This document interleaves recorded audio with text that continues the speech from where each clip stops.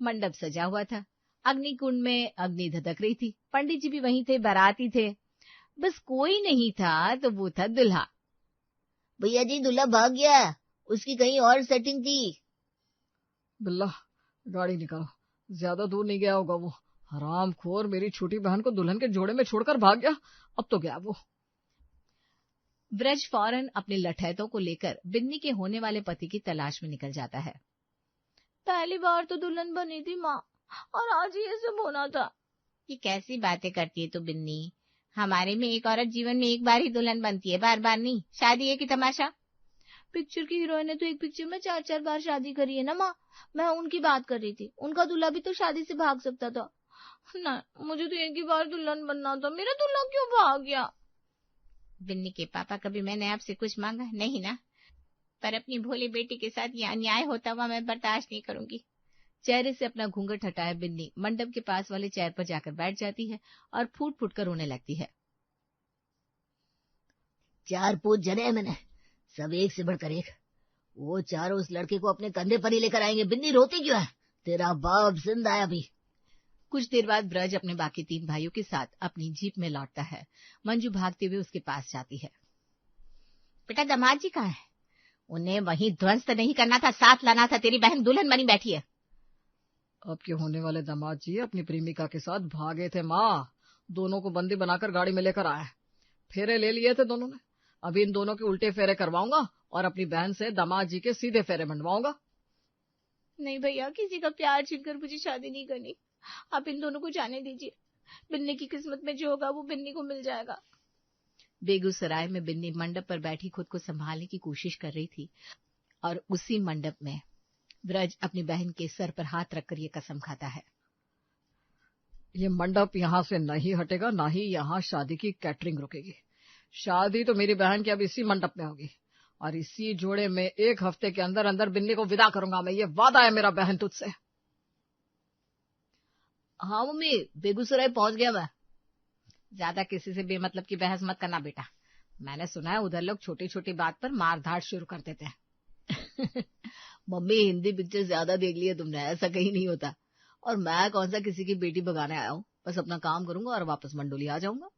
विनित एक fashion designer था। खुद का डिजाइन किया हुआ एक ब्राइडल लहंगा पहुंचाने के लिए स्पेशली वो अपने शहर से यहाँ तक आया था। एड्रेस तो यही का था, अब कोई फोन नहीं उठा रहा। गाड़ी का शीशा नीचे करके विनित पास से गुजर रहे एक आदमी को रोकता है। अरे भाई, यहाँ पास में किसी की शादी वादी हो रही है क्या? वो मैं लहंगा लेकर आया था। हाँ हाँ, दुल्हन अंदर ही है, चलिए चलिए। विनित के बिन्नी के कमरे में पैर रखने की देर थी कि उसकी दामाद की तरह खातिरदारी शुरू कर दी जाती है। कोई थाल लेकर उसके पैर धोना शुरू कर देता है, कोई मिठाइयों से उसका मुंह भरना। इतनी खातिरदारी मेरे घर पर भी कभी नहीं हुई। आप लोगों ने बहुत इज्जत दी है मुझे, सच्ची है। पापा मम्मी को लगता था मैं बेकार काम कर रहा हूँ, इस काम के पीछे कोई इज्जत ही नहीं है। पर आज काश वो भी देख पाते कितनी इज्जत मिल रही है मुझे। उफ, इसी दिन का तो इंतजार था मुझे। इज्जत क्यों नहीं मिलेगी बेटा? प्यार किया है तो डरना क्या? और घर वालों का क्या है? 2 मिनट नाराज होंगे, फिर अपने आप मान जाएंगे। अगर मुझे इस बात की पहले भनक होती तो मैं खुद ही तुम्हारे घर आ जाता, पर कोई बात नहीं। कहते हैं ना, जो भी होता है अच्छे के लिए होता है। लगता है 2 लाख का लहंगा लेने के पहले इस लड़की ने अपने पापा को बताया नहीं था। बता देती, पगली पैसे की कमी कहाँ है इसे। अंकल तो काफी चील भी है। आप लगाइए बेटा जी अपने मम्मी पापा को वीडियो कॉल। आजकल तो मोबाइल का जमाना है, आ नहीं पाए तो क्या हो गया, वीडियो कॉल पर तो देख सकते हैं। पापा मम्मी को वीडियो कॉल? आप घबराइए मत बेटा जी, मैं हूं ना, सब संभालूंगा। विनित को कुछ खास समझ में नहीं आ रहा था। उसके लिए वो सिर्फ एक फैशन डिजाइनर था जिसकी बड़ी इज्जत हो रही थी। विनित व्हाट्सएप पर अपनी माँ को जैसे ही वीडियो कॉल करता है, सिकंदर उसके हाथ से फोन ले लेता है। नमस्ते समधन जी, नमस्ते समधी जी। अब देखिए, आपका बेटा तो हमारा हो गया। अब जल्द से जल्द आप दोनों यहाँ आ जाइए, या आपको आने में कोई भी दिक्कत है तो हम करवा देते सुविधा। ये फेरे आप वीडियो कॉल पर देख लीजिएगा, पर ये बात समझ जाइए कि शादी अब विनीत बेटा जी की मेरी बेटी से ही होगी। आंटी जी, अंकल जी, क्या कर रहे हैं आप? दुल्हन का जोड़ा लाने के बाद दामाद जी आप शर्मा रहे हैं। आपको तो पता ही होगा, हमारे यहाँ होने वाला दामाद ही दुल्हन के लिए शादी का जोड़ा लेकर आता है। पिछले 3 दिन बड़े बुरे बीते मेरी बेटे के, रो रो कर परेशान हो गई थी मेरी बच्ची। आज आप आए हैं तब जाकर खुशी आई है इसके चेहरे पर। जिस लड़की का दूल्हा उसे मंडप पर ही छोड़कर चला जाए उस पर क्या ही बीतेगी। पर मुझे ये बात अच्छी लगी कि आपने इन चीजों पर ध्यान नहीं दिया और प्रेम को आगे रखा। देखिए बहन जी, 4 बेटों के बाद मुझे मेरी बेटी हुई बिन्नी। इसकी खुशी मेरे लिए सब कुछ है। और सिर्फ मुझे ही नहीं, मेरे और 4 भाइयों में भी किसी की बेटी नहीं है। हम सब जीते ही बिन्नी की खुशी के लिए। और जो हमारी बिन्नी को दुखी कर देना उसे फिर हम जीने नहीं देते हैं। खैर अब दमाजी जोड़ा लेकर आ ही गए हैं और मेरी बेटी ने उन्हें पसंद कर लिया है तो बात पक्की हो गई। जहां तक बात रही लेन देन की, तो दमाजी को सोने चांदियों से तौल देंगे हम। घर गाड़ी जमीन किसी चीज की कमी नहीं है सिकंदर को। ना ही यहाँ विनीत को कुछ समझ में आ रहा था, ना ही ममता और विनोद को। मुझे तो बेटा ये भगवान का इशारा लग रहा है। वैसे भी उम्र तो तेरी शादी की कब की हो चुकी थी, पर तुझे अपनी बेटी देता कौन? सेटल ही नहीं है तू। अरे फैशन डिजाइनर हूँ मम्मी मैं। मेरे डिजाइन किए हुए लहंगे के पीछे 1 करोड़पति बाप अपनी बेटी की शादी मेरे से करवाने पर आ गया और आपको अब भी मेरी काबिलियत पर शक हो रहा है। वो तो पापा ने 10 लाख रुपए की मदद नहीं की मुझे, वरना मस्त शोरूम डालकर लहंगे पर लहंगे बेच रहा होता आपका बेटा। एक काम कर बेटा, तू जाकर मुझे ही बाजार में बेच दे और उठा ले 10 लाख रुपया। यहाँ इतनी बड़ी मुसीबत आन पड़ी है सर पर और इसे 10 लाख रुपए की सोच रही है। सुन लिया, तेरे बाप के पास खुद को बेचने के अलावा अब और कोई रास्ता नहीं बचा है। बस खाने पीने भर के पैसे आए हमारे पास बेटा, तेरे सपने पूरे करने की औकात नहीं है हमारी। पर सिकंदर भाई साहब की बेटी को भरे मंडप में उसका होने वाला पति छोड़कर चला गया। अब वो अपनी बेटी की शादी तुझसे करवाना चाह रहे, तो इसमें दिक्कत क्या है? अरे ये लहंगा मैं कहीं और देने आया था मम्मी और गलती से यहाँ पहुंच गया हूँ। ये सब एक मिसअंडरस्टैंडिंग है बस। तेरे होने वाले ससुर जी को बोल दे कि जिस लड़की के यहाँ तुझे लहंगा पहुंचाना था उनके यहाँ वो पहुंचा देंगे। पैसे की कोई कमी तो है नहीं उनके पास, पर शादी तो अब तेरे बिन्नी बिटिया से ही होगी। और बिना देरी किए विनीत के पेरेंट्स ममता और विनोद ट्रेन पकड़कर बेगूसराय पहुंच जाते हैं और बड़ी धूमधाम से बिन्नी के परिवार वाले उसे विदा करते हैं और विदा होकर बिन्नी मंडोल अपने ससुराल आ जाती है। ऐसे सर्कमस्टेंसेस में शादी हुई हमारी। I have never thought about this. क्या कहा आपने? जरा फिर से कहिए ना, बड़ा मीठा लगा सुनकर। कुछ नहीं, मैं बस बता रहा था what is going in my head. तुम बताओ, what were your dreams regarding marriage? Vineet अंग्रेजी में बोलता जा रहा था और बिन्नी अपने गालों पर हाथ रखकर उसकी अंग्रेजी से मंत्र मुग्ध हुई जा रही थी। कितनी अच्छी अंग्रेजी बोलते हैं आप। मेरे पूरे परिवार में किसी को अंग्रेजी नहीं आती। पापा जी को पता चलता उनका दामाद इतना पढ़ा लिखा है तब तो वो हमें यहाँ गाड़ी से नहीं प्लेन से भेजते हैं। इसमें कोई बड़ी बात नहीं है बिन्नी, इंग्लिश का क्या है, आजकल तो लोग यूट्यूब से भी इंग्लिश सीख लेते हैं। पर मेरे लिए इतना आसान नहीं है, वो मैं पढ़ी लिखी ना हूं ना। जब क्लास 1 में थी तो मेरे सर ने मुझे बहुत जोर से डांट दिया था। वो स्कूल हमारा ही था। फिर उस सर के साथ भैया ने क्या किया होगा आप समझ सकते हैं। बस फिर उस दिन के बाद घर पर ही टीचर आने लगे, पर घर पर मैं पढ़ती नहीं थी, सर बैठे रहते, मैं ड्राइंग करती रहती। बिन्नी की ये बात सुनकर विनीत का मुंह खुला का खुला रह जाता है। उसकी शादी ऐसी लड़की से हुई थी जो अनपढ़ थी। गुस्से में उठकर विनीत कमरे से बाहर चला गया।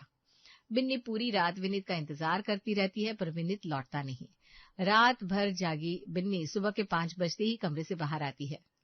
ये तो बाहर ही सो गए, जरूर काम करते करते आंख लग गई होगी। विनीत के पैर छूकर बिन्नी रसोई में चाय बनाने चली जाती है। 2 चम्मच चीनी में सबकी चाय बन जानी चाहिए और चाय पत्ती भी 2 चम्मच डाल देती हूँ। 1 गिलास दूध में 2 चम्मच चाय पत्ती और 2 चम्मच चीनी डालकर कुछ देर गैस पर रखने के बाद बिन्नी उसे उतारकर बाहर ले आती है। माँ जी बाबूजी अब दोनों के लिए चाय लेकर आई हूँ मैं।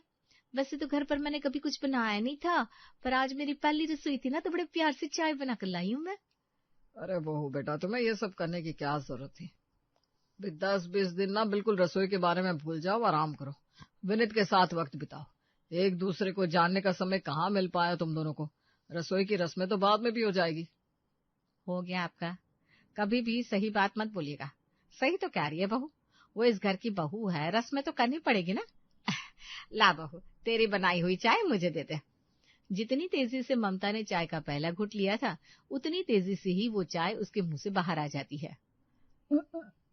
चाय में से चाय पत्ती भी छानी नहीं बहू तूने, और इसमें चाय पत्ती ही चाय पत्ती है। पता नहीं चाय पत्ती कोई चाय में डालता है क्या? ये चाय नहीं है, काला पानी है। ममता जी की इतनी तीखी आवाज सुनकर बिन्नी की आंखों में आंसू झरझर बहने लगे। मुझे चाय बनाने नहीं आती माँ जी, मैं सीख लूंगी। ये तो क्या कर रही है ममता? अगर बहू ने इस बारे में अपने मायके में बता दिया तो वो लोग जीना मुश्किल कर देंगे हमारा। अरे बहू बेटा, मैं तुझे डांट थोड़ी ना रही हूँ, मैं तो इसी तरह से बात करती हूँ। आवाज जरा तेज सी है मेरी। तू ऐसे रो मत। मेरी दुल्हन ऐसे रोते हुए अच्छी थोड़ी ना लगती है। जरूरी थोड़ी ना खाना बनाना सभी को आए। घर में बहुत सारे काम होते हैं, तो कुछ और काम कर ले। बिन्नी अपने कमरे में अपने बैग को अनपैक करना शुरू कर देती है। पहली रसोई में तो माँ जी को नाराज कर दिया, उनका मूड ठीक करना पड़ेगा। एक काम करती हूँ, घर की पुरानी चादर और कपड़ों को धो देती हूँ, वैसे भी काफी गंदे लग रहे हैं, ये सही रहेगा। सभी कमरों से चादर, पर्दे और गंदे कपड़े निकालकर बिन्नी वॉशिंग मशीन में धोने डाल देती है, पर चलने की जगह वॉशिंग मशीन आवाज करनी शुरू कर देती है। ये क्या हो गया मुझसे, कहीं वॉशिंग मशीन खराब तो नहीं कर दिया?